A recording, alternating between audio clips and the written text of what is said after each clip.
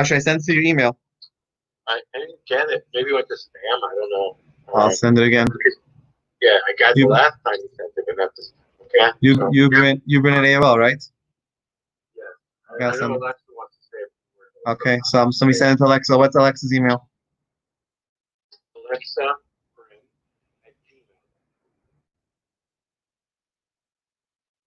Gmail. Okay, yeah, come right over.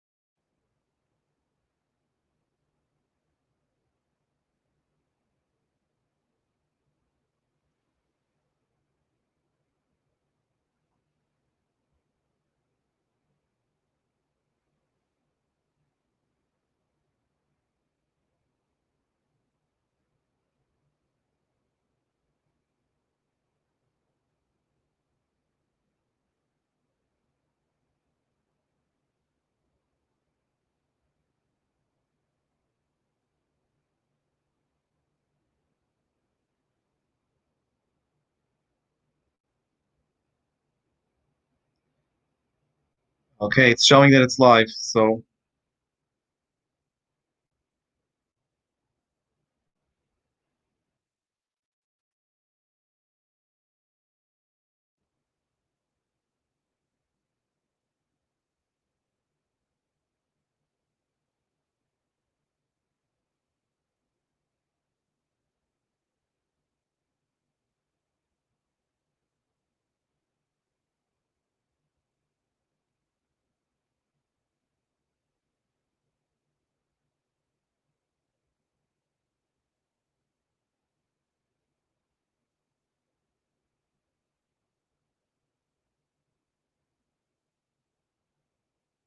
you check this man.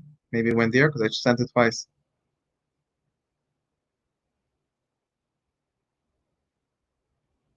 Should I text it to you? But then it's not going to be on your computer.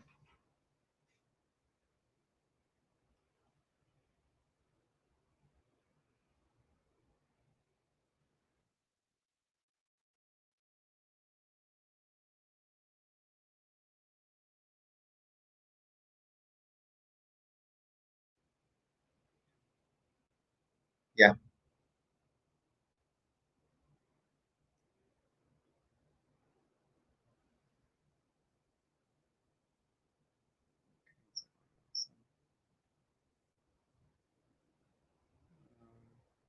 Bryn. The number four for Bryn four. What was that? Oh, Bryn one. Email.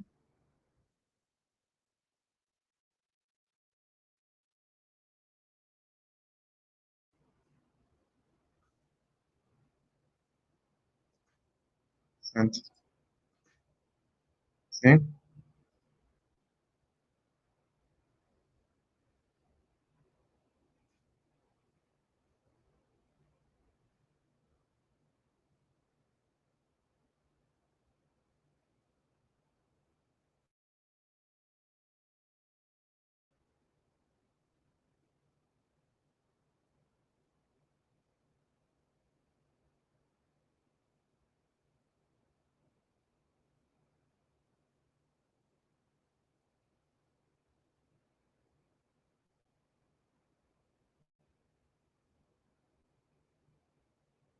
Yeah. Okay. Yeah. Mm-hmm. I'll respond to it. Yeah. Yeah. No, that's why the other word.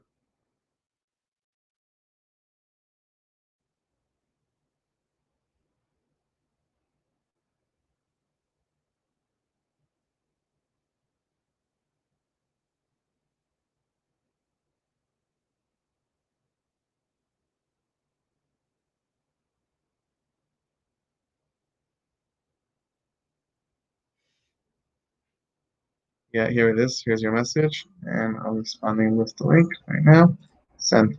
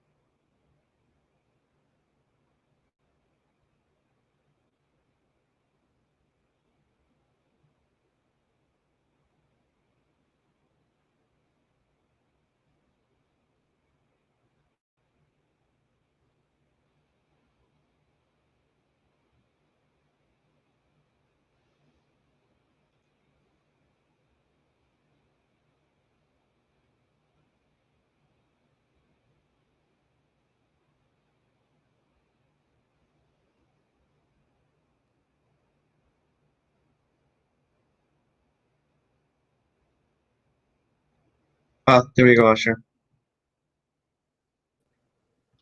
Usher, you're in. I'm here. I hear you fine.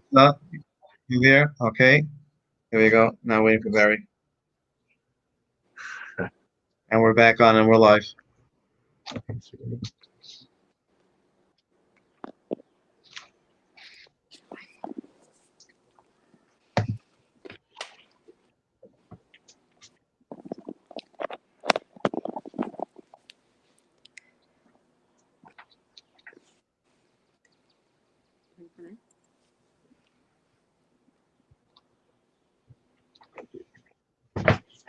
You don't want to. Should I try it on my computer?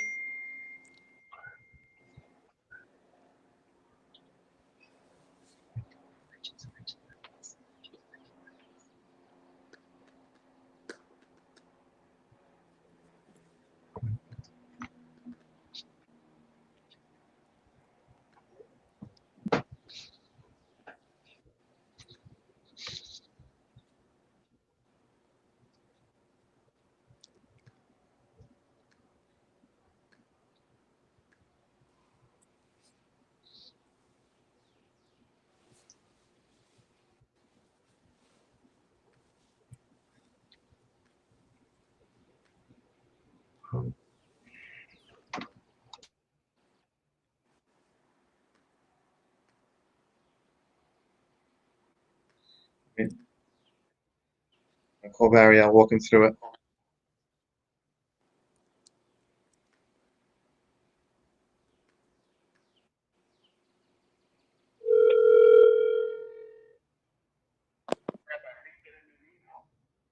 I responded to the email. I don't know. Maybe something's wrong with my Click refresh or go to spam. Go to spam. Maybe I went to spam. Say it again. Click refresh or maybe spam. Maybe it went to spam.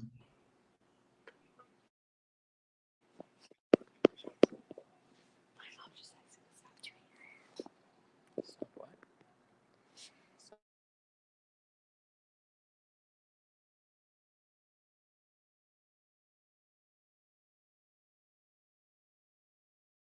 What?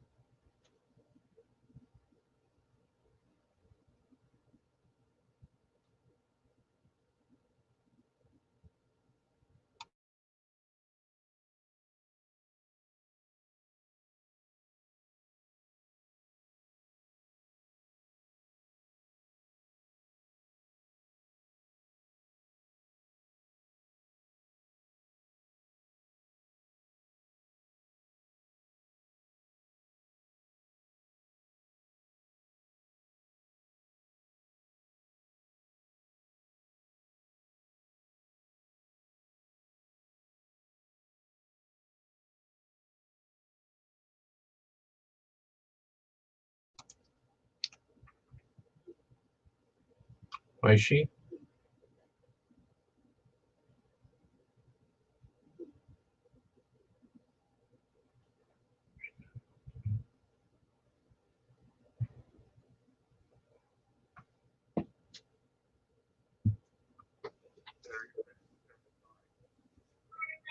Check your spam also.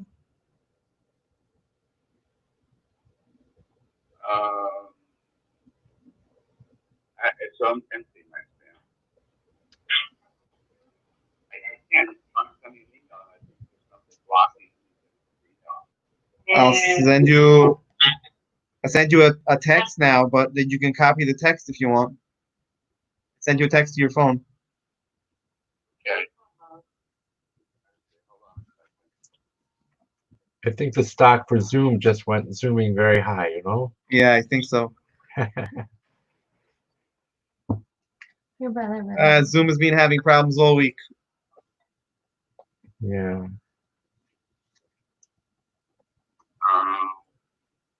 And this site is probably just having problems in the last 13 minutes, that's all. Yeah. Okay. No.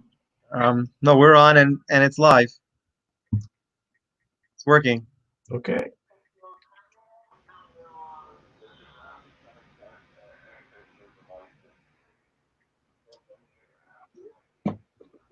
Use the same one you're using before, Barry.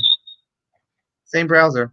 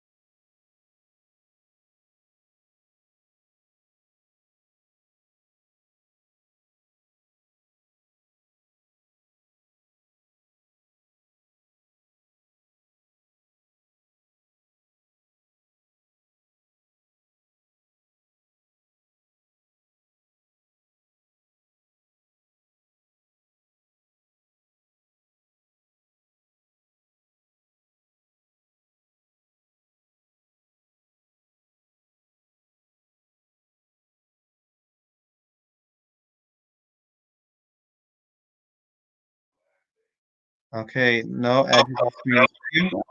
Okay. Okay. So. Okay. Now let's start this again. 1 second, Barry. I'm gonna hang up the phone. Okay. You hear me now, Barry? Yes. Usher, you hear you? Yes, everything's Okay, excellent, good. So whoever is watching now, if you could just share it or like it or create a watch party so that everyone else knows that we're on this new link. And sorry for that.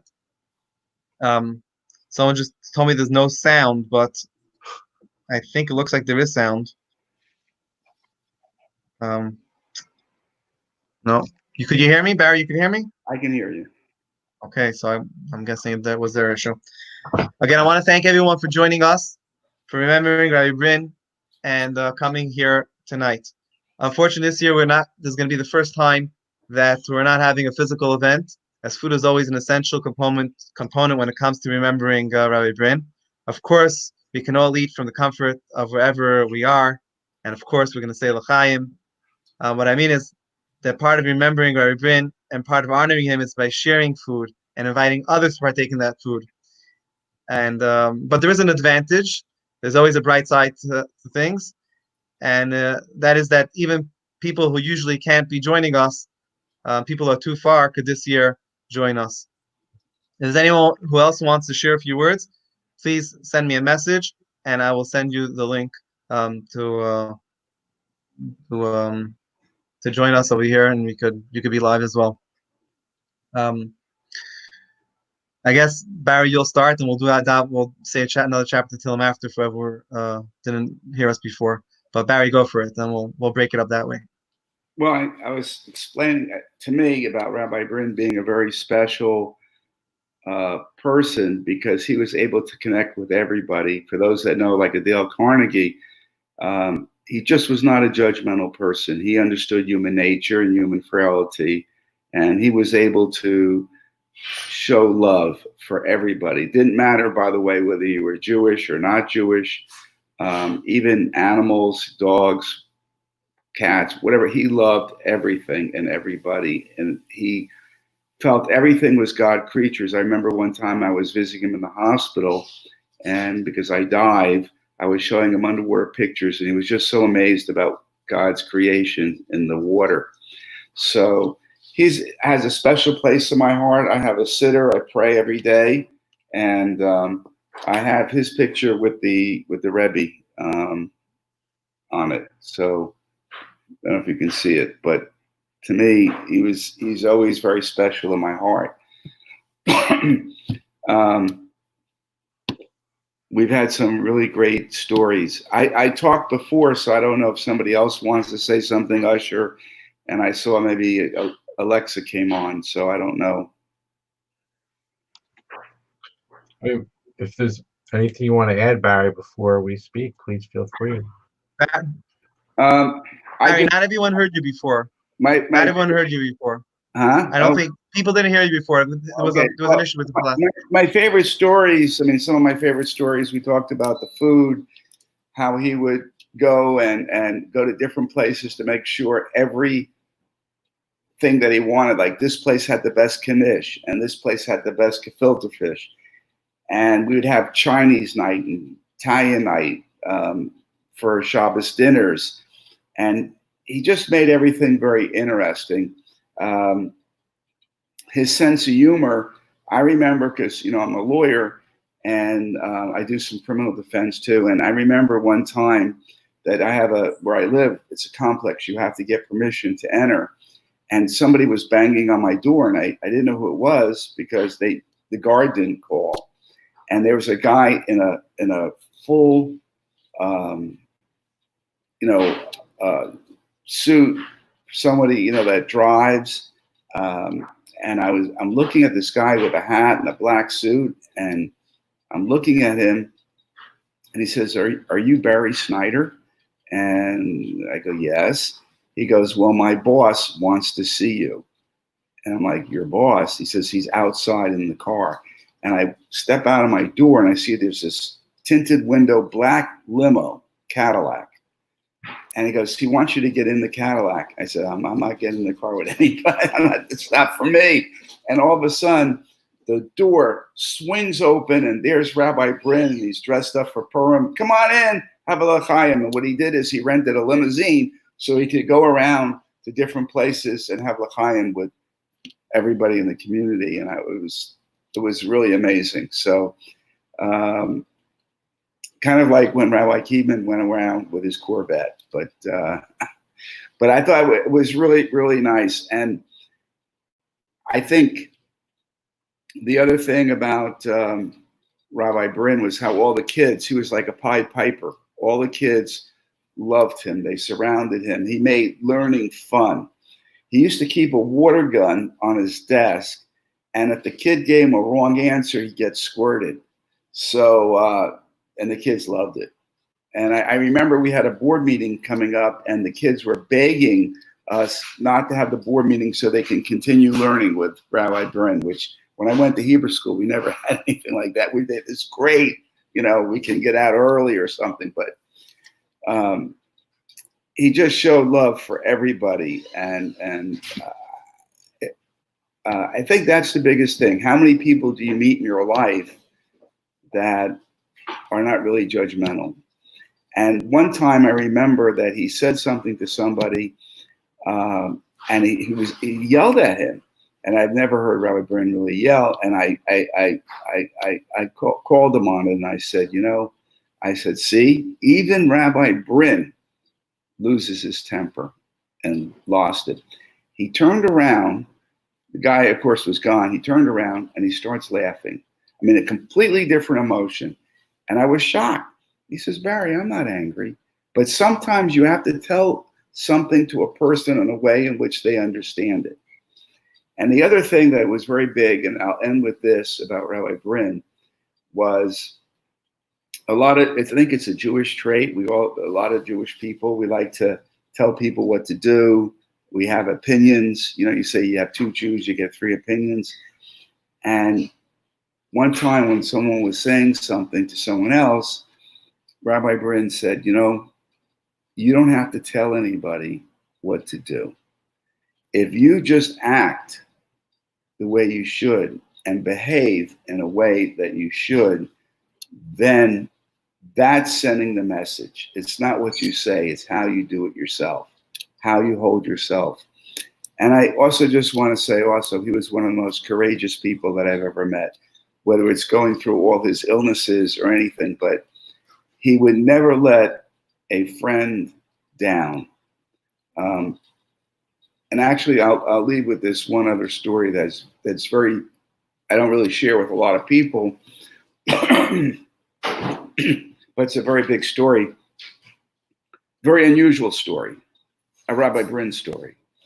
I was in court, and I had a case, and Rabbi Bryn was a witness. And the other side was appearing by phone.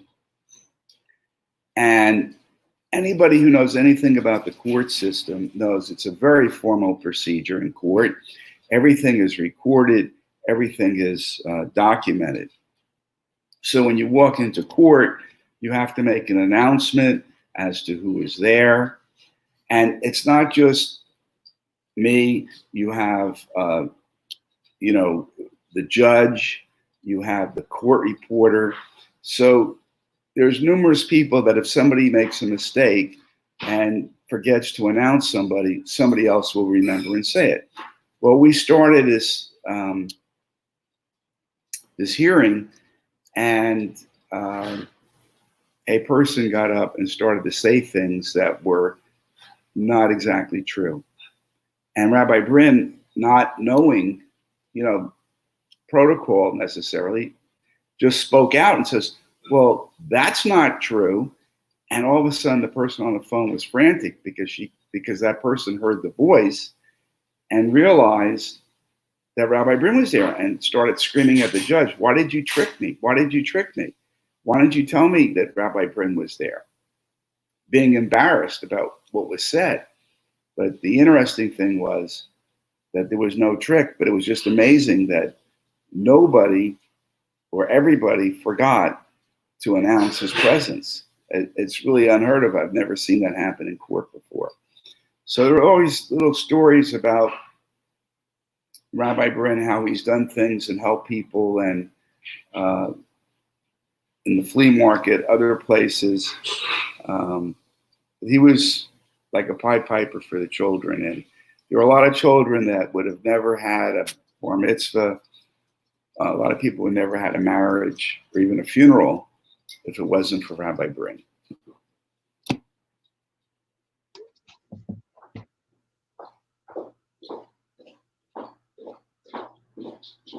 Thank you, Barry. Did we lose Rabbi Caveman? Oh, there we are. I'm here. Go for it, Barry. Usher, you want to continue? Should we do a chapter of Tehillim first that people missed out before? Whatever you'd like. Go for it. You lead everyone in the chapter of Tehillim. I brought up. There's a link. I can't see it, and I don't want to play around with. We don't want to lose everybody again. So if you've got it in front of you, please go for it. Okay, we're going to do chapter 20 for anyone who's not feeling well, anyone who's suffering during this challenging time. If you have anyone specific you want to have, please have anyone specific. specific that you know in mind. Natseach Mizmar David. Again, the link is on the right side. You have a link over there to the Tehillim. Lam Natseach Mizmar David. Yancha Adonai B'Yemtzara Yisagevcha Shem Elohei Yaakov Yishlach Ezecha Mikadesh Umitzion Yisadeka Yiskar Kol Minchatecha V'Alatcha Yidash Nesela Yitein Necha Chiluvavecha V'Chol Atzatcha Yemale V'Danu Nabishuatecha U'B'Shem Eloheinu Nigdol Yemale Adonai Kol Mish'alotecha Ata Yadati Ki Hoshia Adonai Meshicha Ya'aneu Mishmei Kacha B'Gvurot Yesha Yemino Ela V'Reched Ve'ela V'Asusim V'Anachnu B'Shem Adonai Eloheinu Naskir Emar Karu V'Nafalo V'Anachnu Kamnu V'Anit Odad Adonai Hoshia HaMelech Ya'aneinu V'Yom Kareinu. Okay, Usher, take it away. So I'll just only because Barry started with the story in court, finished with the story in court. I'll start with the story in court, but I won't tell you my areas of specialty as Barry did because I don't think it's the right place to do that for myself. But anyway, I'm just kidding, Barry. So many years ago, a member of his shul called him up, said, "Rabbi, my sister has a very difficult ex-husband. He refuses to give his wife a divorce, a get. So can you see if you can speak to someone, your brother perhaps, and see if he can help out?" So he called me. I explained to him, listen, unless there's something in the agreement, it's going to be very difficult because there's a separation of church and state here, etc., etc. Fortunately, there was some language in the agreement, but I then said to my brother, a lot of judges just won't understand the significance of a Jewish divorce, and even if they do, they might not find somebody to be in contempt if he doesn't give it. So he said, you're going to have to come to court with me, and you'll be my star witness. So Barry, I had him as a witness as well. So we went to court, and we had a judge who spoke like he was 12 Southerners from Alabama, and all of a sudden, I couldn't believe it. I said, there's no way this judge is going to understand. So we started presenting the case. There was an Israeli guy that came into the room, and the judge looked at him and said, "Sir, why don't we give this woman a Jewish divorce?" So he goes, "Because some halachic reasons, Jewish law." And he looks at my brother and goes, "Rabbi, explain this to me." So my brother gives him a simple explanation, and the judge liked my brother so much right away. And before he turned back to this man, he said, "Rabbi, when I was bar mitzvahed, my mama drove me 60 miles each way from Birmingham for my bar mitzvah lessons." Anyway, he turns to this guy and he says, "Sir, stand up." Guy stands up. He goes, "Would you roll up your left sleeve?" So he rolls up his left sleeve. He goes, "You didn't put on tefillin today, did you?" He goes, "Pick up your shirt for me." He picks up his shirt. He goes, "Sir, you're not wearing tzitzit, are you?" I couldn't believe it. The Southern judge, tzitzit, tefillin. And then he says to me in Yiddish, "Don't you hydrate my cup. Don't mess with my head." He goes, "If you don't give her a divorce, a Jewish get, you're going to jail." And so the get was obtained. So my brother really did work miracles in many arenas for sure. Barry, you spoke about food. Brenda and I are very familiar with my brother's love of all kinds of food and all that. But I really want to talk about something that you pointed out, which was a quality, obviously, that my brother possessed in a degree that was almost unknown, unheard of. And that is his love for each and every single human being. Today when I went to the cemetery and I spoke to my brother, I said, "Dovid, I can't believe it's been 20 years. 20 years. And I truly feel like you were with me yesterday. And I feel like he's here with me today. I know he'll be with me tomorrow." Because my brother wasn't just a physical presence, as you know. My brother had a spiritual presence that was so huge, so incredibly huge, that lifetimes could not prevent that spiritual presence from being a part of our lives and being in our world. And I thank God for that. And I think that many of you who are on this broadcast, and many of you over the years, each and every year, who've come to a Farbrengen in my brother's memory, I think you understand what I'm talking about. This special soul that truly, truly transcends year after year after year and never leaves us. Never leaves us. His presence is so very strong. I think about something that I shared at our Seder, and I mentioned it to Alexa, who was on the phone. Many of you, we just celebrated together Pesach. It was an unusual Pesach, just small family. It was just Brenda and I. We weren't with our children, as was the case with most of you. We had very, very simple, solitary Seders in quarantine. And when we came to the part about Rabbi Akiva sitting in Bnei Brak, surrounded by rabbinical luminaries who came to visit him, Rabbi Yehuda, Rabbi Elazar ben Azariah, why is it that they left their homes? They didn't live in Bnei Brak. Why did they come to Rabbi Akiva for that Seder?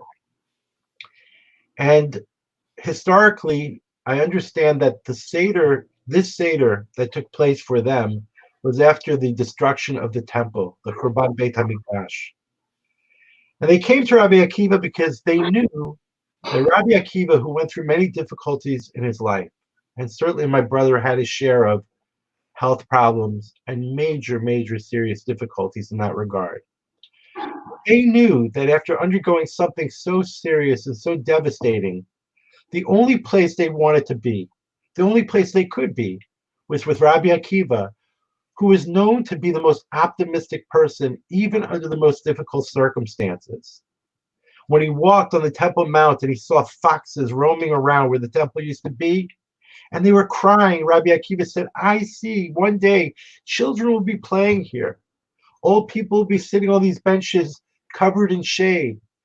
He saw the future. And sometimes I think about the fact that we're all going through something so difficult right now. So I ask myself, what would my brother be telling us? The one thing I know for sure is this, that for those of us who are having difficulties, he would be there heart and soul, and he would make them feel the comfort of somebody in a way that only my brother could. But I also know this, that he, like Rabbi Akiva, would understand not just the present, but he would look optimistically to a future, and he would see the good. And if we would be able to sit with him, and we are doing that tonight, and think about what his optimism was like, we would understand that better days are certainly ahead for all of us. I think that it's an incredible thing that we have this Farbrengen, and that we do it in whatever technological way we do it. And we've told stories over many, many years. I just want to end with this, that today at the cemetery, as I looked on the matzeva, I looked on the stone and what was written in there. I remember thinking that it had to be something perfect, something appropriate for my brother and the life he lived. And it didn't take long to figure it out, because that's the inspiration that you get from a life like his. It comes instantaneously.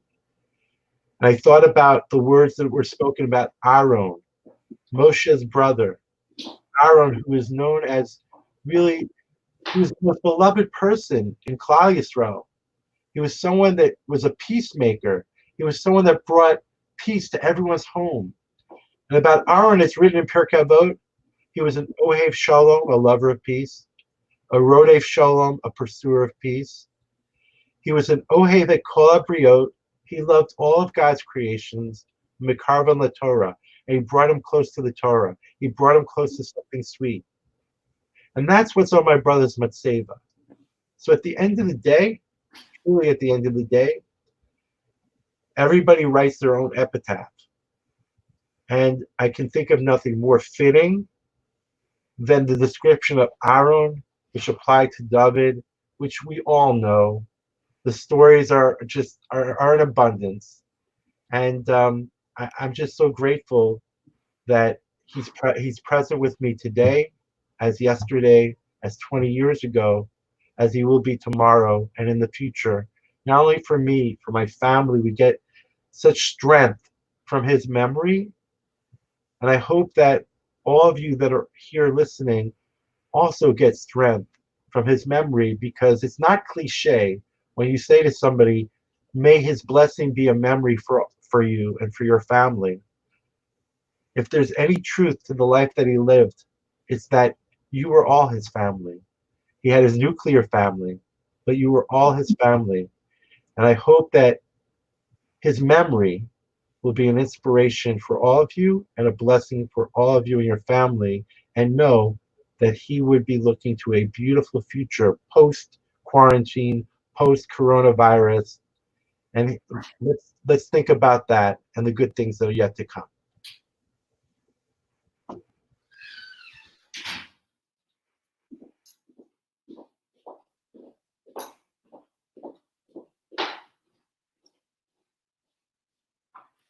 Can't hear. Okay, sorry about that. So you were mentioning his Avas Yisrael, his love for a fellow Jew, and his love for a fellow human being. So it's like we mentioned before. It's today's Chumash. Actually, if I recall correctly, when Dovid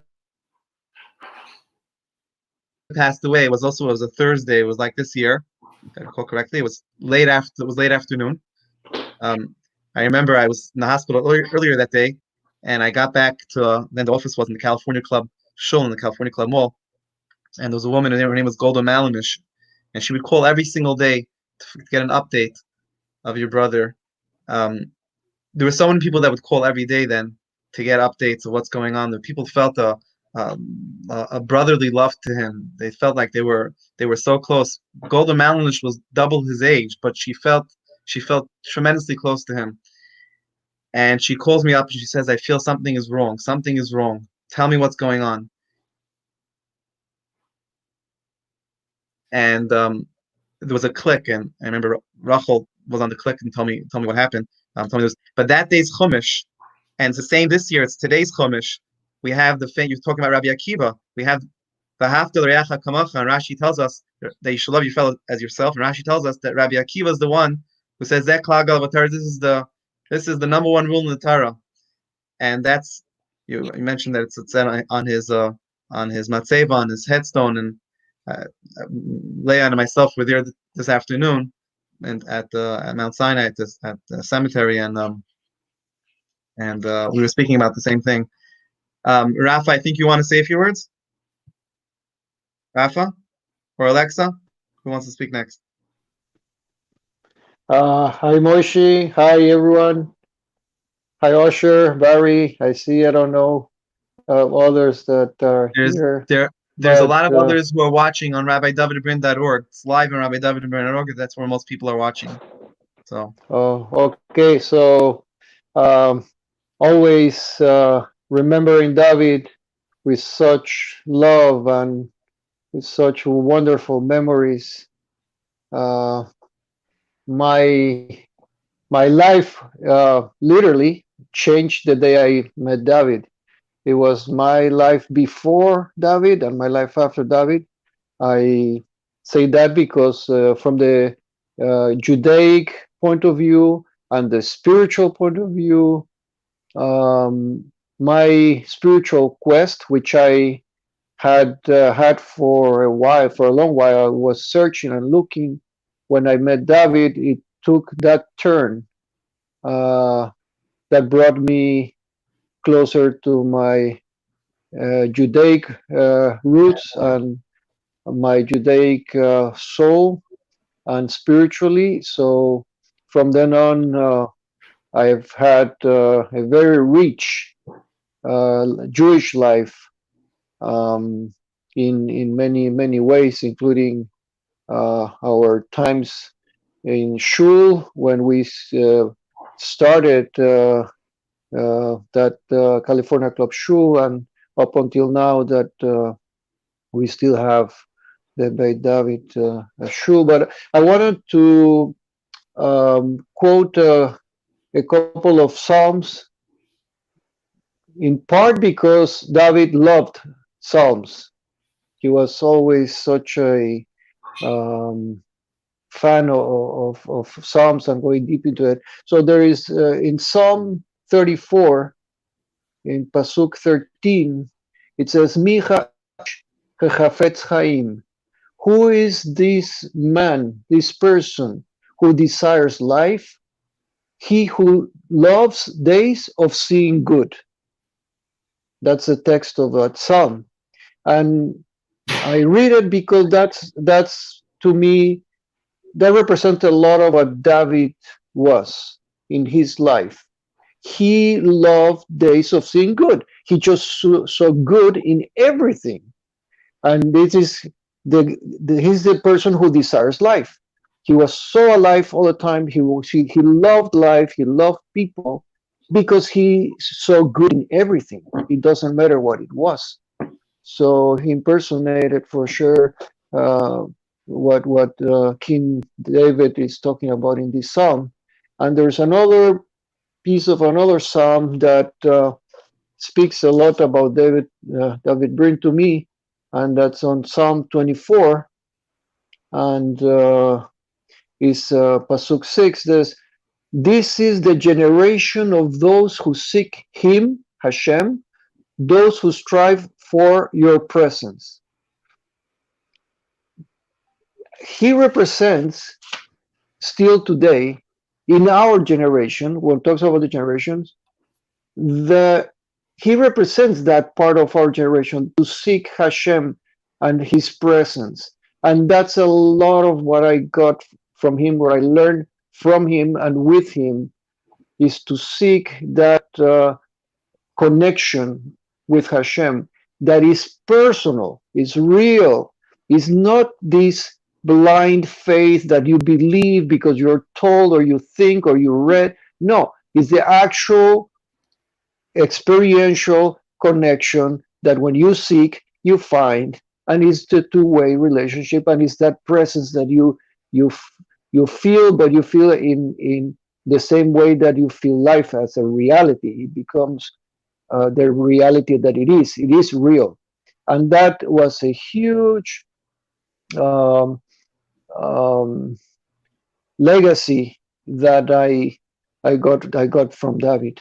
Usher was commenting, there is so many thousands of stories about David. We've told them, and we love to repeat those stories year after year. I'm not going to take more of the time for the group here today. Just wanted to share those two pasukim from the Psalms that speak so much about who David was and what he represents to me in my life and to my family, to my wife, who they were very close friends. He was so close to many people, but they were so truly close friends, and to my family still today. So may his neshama continue to be elevated. I'm sure he's still helping from Hashemayim. He's still helping many down here. I know that. That's exactly what his life was, and he continues that labor for sure. So his neshama should continue to be elevated and continue to illuminate this world as when he was here with us. So to everybody, many blessings, and may we see only good times and health and happiness to everybody very soon again. Healing to the world. Thank you. Thank you so much, Rafa. Thank you so much, Rafa. Alexa? Hi, everyone.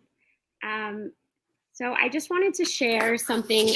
This is my husband, Josh, and this past year we had a son named Aaron, and Aaron is named after my uncle.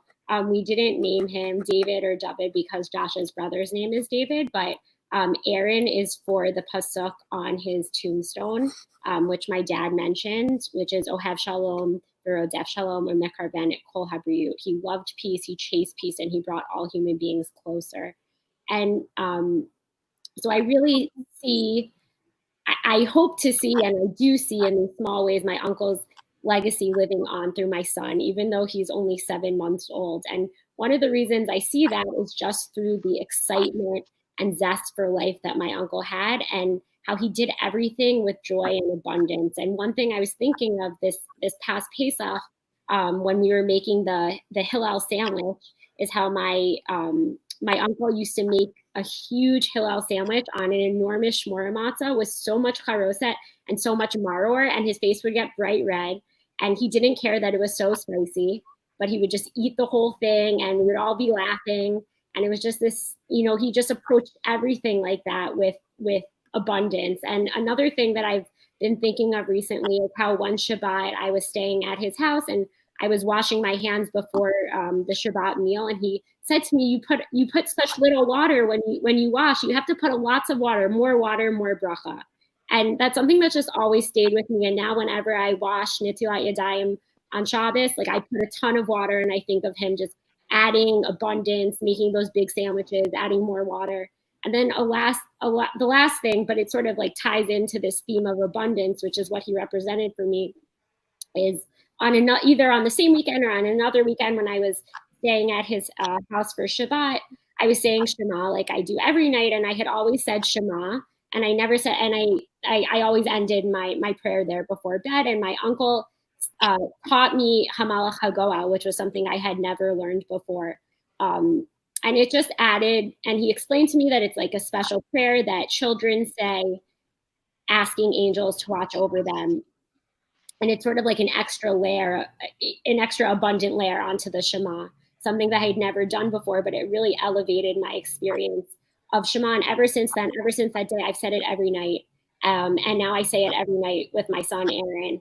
And every time I think about the angels that I hope are watching over him, I think of my uncle and hope that he's watching over him and blessing him, and that my son, Aaron, will grow up to embody this same legacy of just taking life by the horns, enjoying every minute, doing everything, just going big and enjoying everything. He really, took every day by storm and enjoyed it. I felt that he enjoyed every moment. So I think that he was a figure who was just abundant in all of our lives. He did everything with abundance, and I hope that he just blesses us with abundance, and we continue that legacy from him. Thank you so much, Alexa. Let me see if I'm. I apologize if it's not good. This broadcast is not going as. This is my first time doing a broadcast. I'm not into these Facebook Live things or these Zoom classes. This is my first time, so I apologize. But so Farbrengen is made up of 4 components. You have Tara, Tefillah, Tzedakah. Tara, you have Tara learning. Tefillah, you have davening. Tzedakah, and inspiration. So davening we said a chapter of Tehillim. Tzedakah, we could all give tzedakah, whatever causes we want to support. You mentioned the Torah in dedication of Rabbi Bryn. Yes, we're actually, Barry mentioned the Torah scroll we're doing for Rabbi Bryn, the Sefer Torah. There's 8 portions left today. There's 53 portions in the Torah scrolls, 53 parshas, and we already dedicated, around 45 of them. There's 8 left. So it means 8 families could dedicate, 45 families who Rabbi Bryn already dedicated a parsha.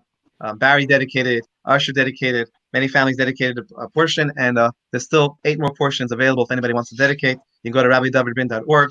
I'll type it in the comments right now, rabbidovidbrin.org, and you could dedicate a parsha. Thank you, Barry, for reminding us. Right, there we go. So, inspiration, we were just inspired. I'll just give a quick Dvar Torah. I'll try. And then whoever wants to share a few more words. Anybody else wants to speak, just message us and I'll send you the link to be able to log in. But otherwise, most people are watching at rabbidovidbrin.org. There's a live feed over there. So in this week's Pirkei Avot, and I put a link, whoever sees the link. So the first we start chapter 3 of Pirkei Avot, and the Mishnah says, Akavi ben Malala says, and he says, reflect upon 3 things and you will not come to the hands of transgression. He says, Dami ayin basa, go know where you come from, and to where you are going. And before whom you will be giving a din v'cheshbon, to be giving an accounting, a judgment and an accounting of your life. And the question is asked, the Rebbe asks a very simple question. He says, what kind of, there's a lot of questions on this Mishnah. We're just going to focus on one tonight. What kind of inspiration do we get from telling us where we come from and where we're going? I mean, and the Mishnah tells us, in fact, where do we come from? It says a putrid drop. Where are you going to? To a place of dust, maggots, and worms. And from you are destined to give a judgment, and accounting before the Supreme King of Kings. And there's what kind of inspiration is that to know that you come from dust? Let's put it on the side for a minute. This week's Torah portion is Kedoshim, mentioned before. It was given in the Torah portion of Hakel, and the Torah tells us, commands us over there, Kedoshim to you, you should be holy. Kedoshim to you, Hashem lekech, you should be holy to Hashem. Ki kadesh ani, because Hashem says He is holy. And the question is, could we really be holy? We're simple people. How could we be holy? Hashem is holy. In fact, we sing, Kadosh Ka Hashem. There's no one holy like Hashem. So how could we be holy like Hashem? He's completely beyond us. So Rashi tells us, it's the first Rashi, he tells us that by refraining from things that are simple things that are forbidden from us, he says relationships, and that's how we become holy. And the question is, really, that's all? We just refrain from doing certain sins and we're holy? I mean, many good people don't sin. Most good people in the world don't do those sins. That makes us holy. So,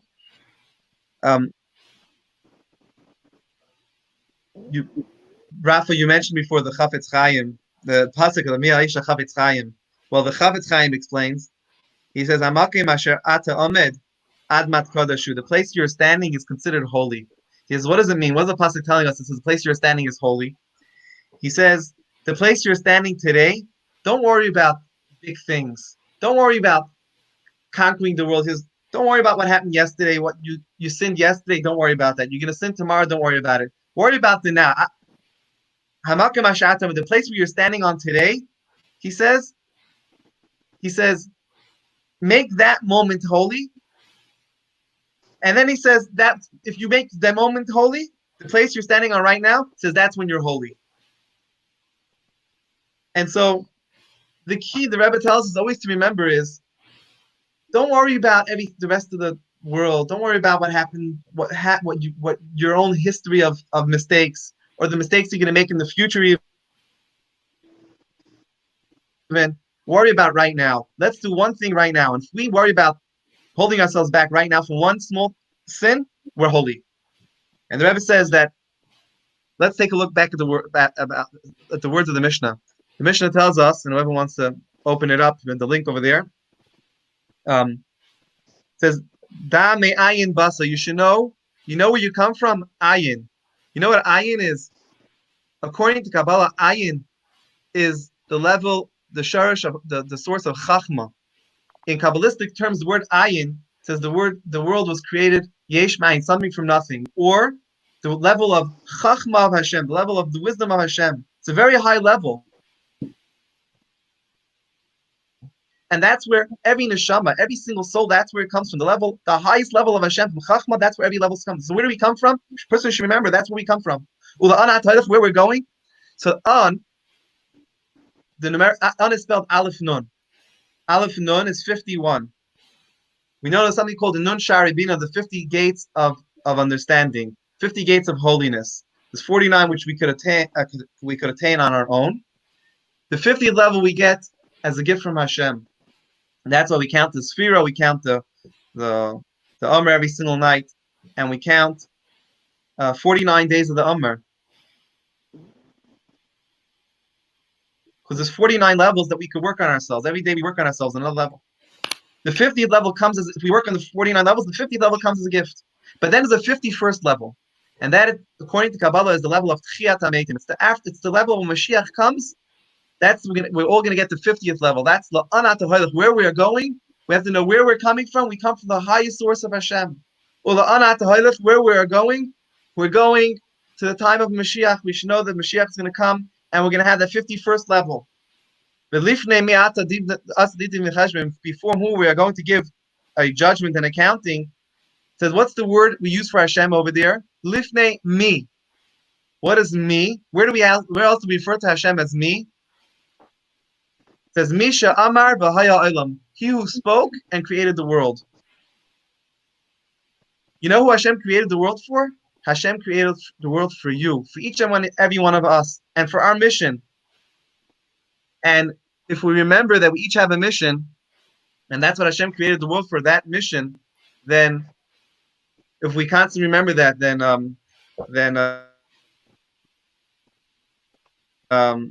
that's inspiration, that's inspiring. And I think that's perhaps exactly what Dovid did every single day. He inspired people, he inspired whoever he came across.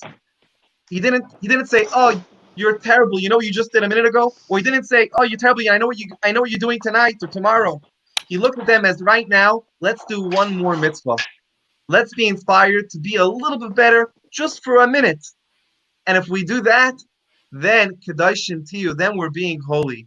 And he did it in a way, says Hashem says, Ki Kadesh Ani, because I am holy.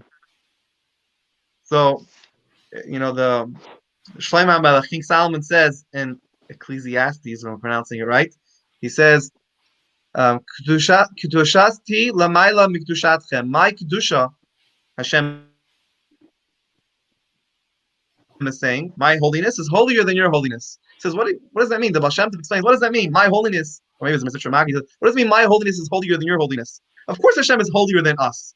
He says, what does it mean? He says, Kushati lamayla. He says, my kedusha, my holiness upstairs is mikdushatchem. It's from you acting in a holy way downstairs. By us acting holy, when we make a kiddush Hashem, when we sanctify Hashem's name, when we do one holy act, not yesterday, not tomorrow, but right now, today, where we are right now, that's how we're making the world, that's how we're becoming holy, and that's how we're making the world a holy place. That's how Rabbi Bryn, that's how Dovid lived every single day.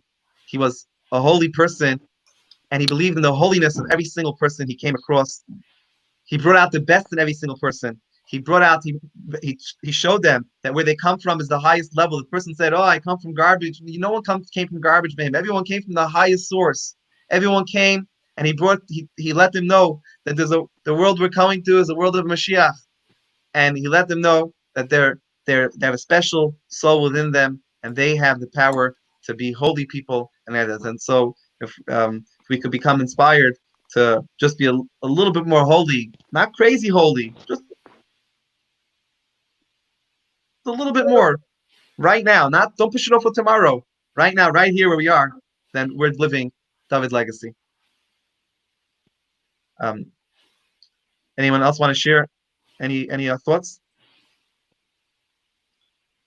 Okay, so yeah, Barry, you want to say something? Yeah, there were some stories that came to mind, that short stories. But first, I think Usher said he used to love to sing. He loved that, even though he had an issue with his voice. But he used to change songs. Like John Denver was very popular, and he changed all his songs to make them Jewish. I thought that was a lot of fun. Another thing is, I remember I used to have some of the guys, yeshiva guys, stay at my house and for Shabbos. And of course, I wouldn't want to wake them up early in the morning. And we'd get to shul, and the rabbi would say to me, I was at your house last night, and it would be summer, and it would be, very late. So after Shabbos, you're talking, dinner, Friday night dinner, you're talking about like 12 o'clock. So I said, you weren't at my house. He said, oh yeah, I walked by, but I didn't want to interfere. But he says, first, when I passed your house, I saw the light, and I thought it was the light of Zohar. I saw this light coming, and I think because you guys are studying so much. And then he goes, oh no, but then I just realized it probably was just a TV. And that was just funny, I talking about things before the Federation even got involved in anything, because when you talk about Rabbi Bryn, just like Usher, you have to talk about the whole family, his father, who his father was, and Felicia. And I have to say Felicia because now there's so many Mrs. Bryns, because there's Usher's wife and Alexa's. Well, she's not Mrs. Bryn. She's not a Bryn anymore. She's married. But the point is that they did a Russian dinner. First time in the middle of a mall, they got 200 and some odd people for no charge, having people come, Russians, to do a Russian Seder in Russian. That was an amazing, amazing thing. My favorite laughing story or funny story, but it gives you a taste of Rabbi Bryn. I said everybody loves him. They see him as a close friend. They know he's very special. He has a connection with Hashem that's unbelievable. An Israeli guy came up to him. He was sitting in his office, and he was very, very involved, very emotional. He says, Rabbi Bryn. He says, listen, Florida lottery. They're going to call the number. Millions of dollars are involved. I want a blessing from someone special like you. So Rabbi Bryn thought about it. He goes, okay, I'll give you a blessing to win the lottery.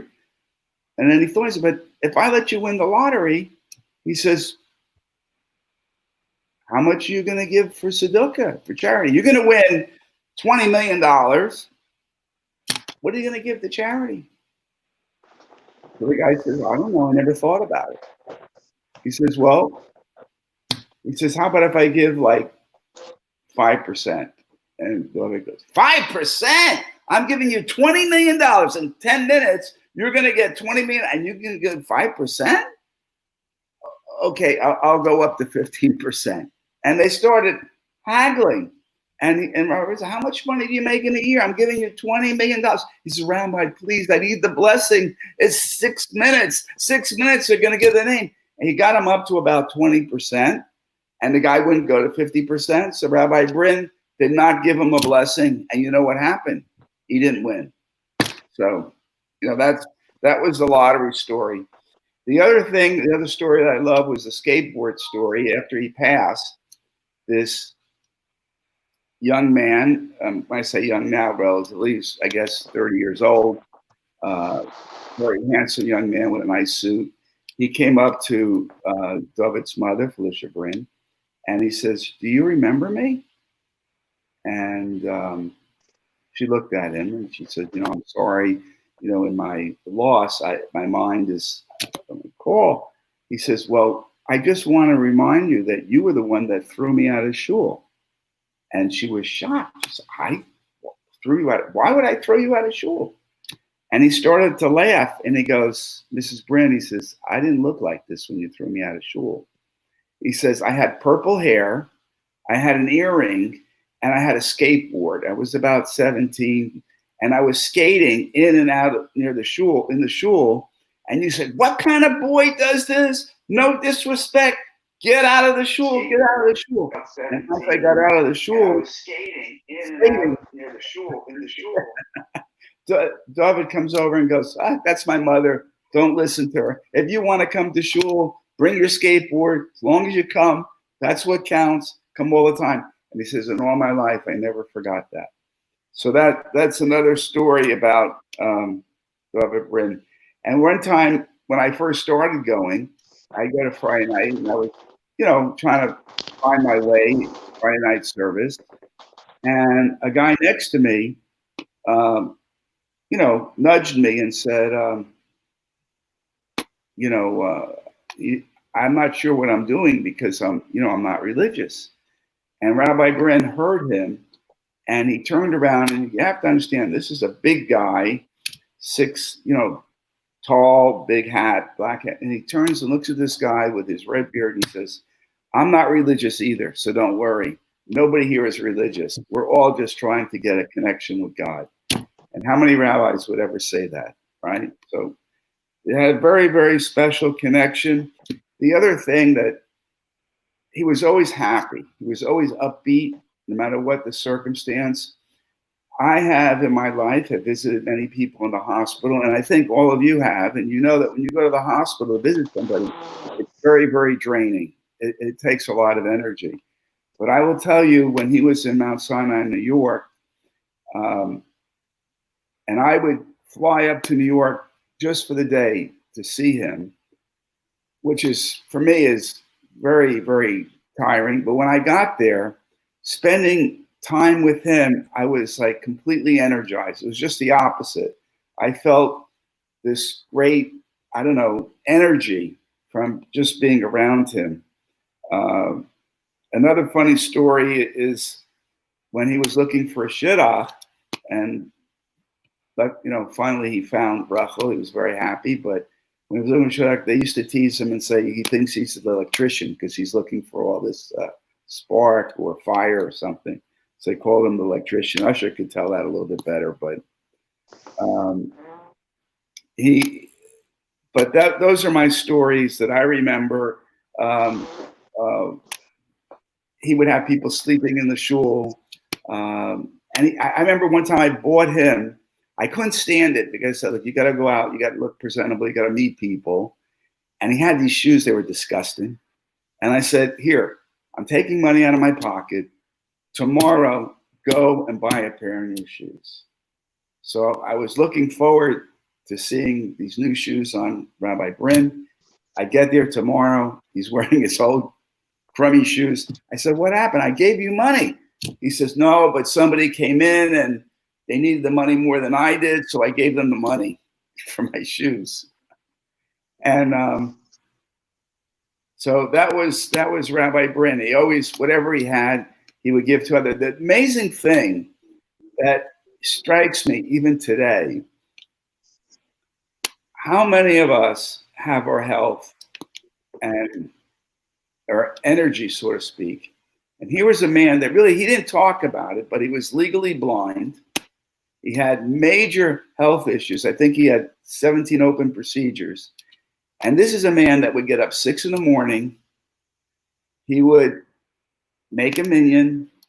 After his minyan, he would go out, see people at the flea market, meet people, put on tefillin, help people. Rush back around 3 or so because the kids get out of school. He would give lessons to people that the parents didn't even want him possibly to have a lesson, but the kid wanted it. So he would give bar mitzvah lessons and Hebrew lessons if they couldn't afford it or the parents weren't interested, and would help children.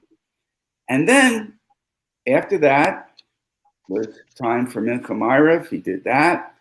And after that, while he was grabbing a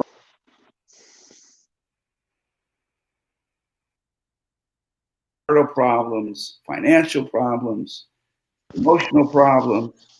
And then about 12 o'clock, he would finish his day. From 6 to 12, 6 in the morning to 12 o'clock at night, that was his schedule for a man that had many challenging issues. So I thought that was kind of amazing. And my story, and I want to say this in memory of Beryl. Beryl was the driver for Rabbi Bryn because he couldn't see too well because of his eyesight.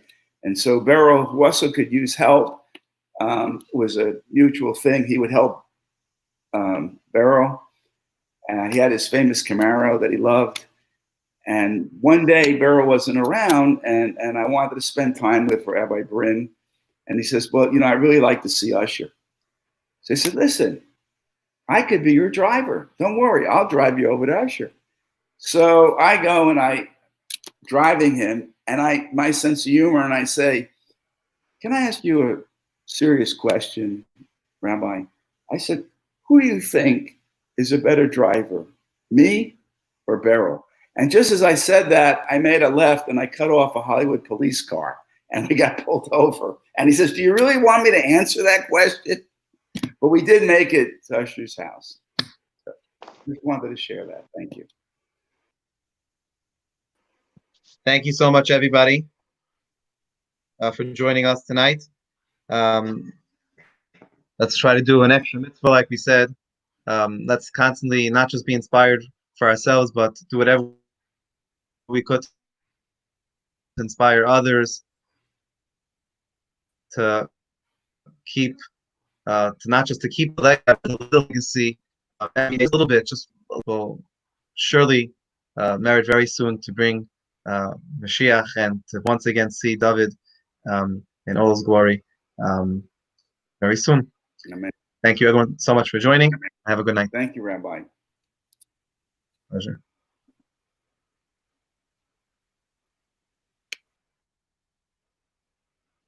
Good night.